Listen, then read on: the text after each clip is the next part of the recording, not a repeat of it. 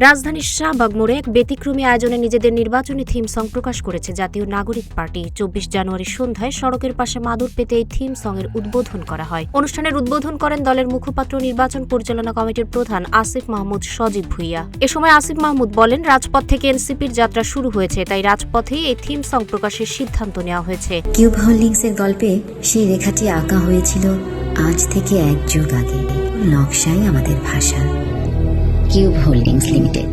জাঁকজমকপূর্ণ আয়োজন বা বিলাসবহুল হোটেলে অনুষ্ঠান করার সুযোগ কিংবা আগ্রহ তাদের ছিল না। সাধারণ মানুষের কাছ থেকেই দলটি নিজেদের বার্তা পৌঁছে দিতে চায়। এনসিপির মুখপাত্র আসিফ মাহমুদ আরও বলেন, শাহবাগের এই স্থানে সমাজের নানা শ্রেণী ও পেশার মানুষের উপস্থিতি থাকে। হরিজন সম্প্রদায়ের মানুষ সহ যেসব জনগোষ্ঠী অনেক জায়গায় অবহেলিত বা বঞ্চিত, এনসিপি তাদের প্রতিনিধিত্ব করতে চায়। সে কারণেই এমন কোন স্থানে থিম সং প্রকাশ করা হয়নি যেখানে সবার অবাধ প্রবেশাধিকার নেই। তিনি আশা প্রকাশ করেন, থিম সংটি দর্শক শ্রোতাদের ভালো লাগবে এবং দলের বার্তা সাধারণ মানুষের কাছে পৌঁছাবে।